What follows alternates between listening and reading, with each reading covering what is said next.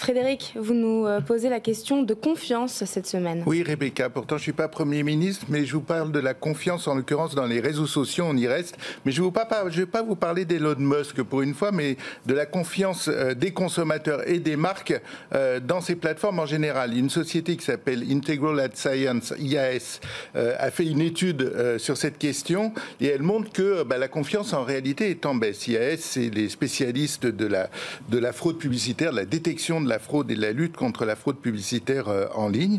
Alors, certes, il n'y a pas non plus le feu au lac. Ils sont encore 9 annonceurs sur 10 à prévoir de faire de la publicité sur les plateformes sociales en 2023. Mais l'étude montre qu'ils vont dépenser moins d'argent parce qu'ils trouvent qu'il n'y a pas assez de transparence en réalité dans ces médias.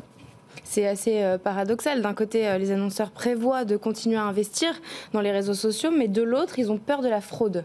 Oui, en réalité, c'est le grand écart qu'il y a entre l'attirance pour l'engagement que procurent ces réseaux et la crainte qu'ils suscitent. Évidemment, l'attirance, l'engagement, pour un annonceur, c'est génial, un consommateur sur un réseau social, parce qu'on connaît son nom, son adresse, on sait où il habite, on sait ce qu'il aime.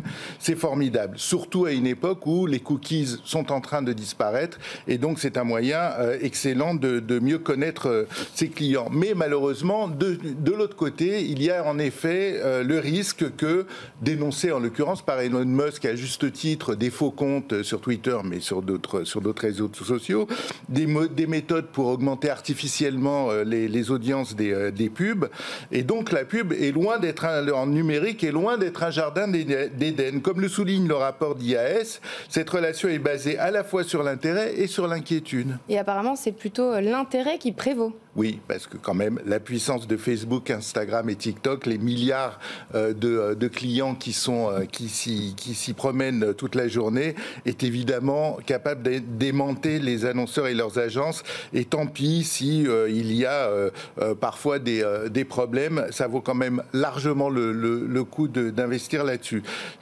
Aujourd'hui, les réseaux captent l'essentiel de la publicité. Ils auraient tort pour autant de se satisfaire de cette situation, car leur image se dégrade. À nouveau, je ne parlerai pas spécifiquement d'Elon Musk, mais on sait que toutes les questions de brand safety, autrement dit de garantie, de sécurité de l'image des marques, sont extrêmement sensibles pour les annonceurs qui n'aiment pas se trouver en position délicate. C'est précisément sur ce point d'ailleurs que les médias traditionnels ont encore une carte à jouer pour compenser leur manque de puissance par rapport à ces grands réseaux. Le match entre les anciens et les modernes est donc loin d'être terminé. Merci beaucoup Frédéric, et je voudrais remercier pour cette dernière émission de l'année ma Dream Team sans qui rien n'aurait été possible. Alban Brusson, Florian Hénal, Léo Dumas et Timothée. Rendez-vous donc en 2023 pour plein de nouvelles aventures Hebdocom. Très très belle fin d'année sur BFM Business. Hebdocom sur BFM Business.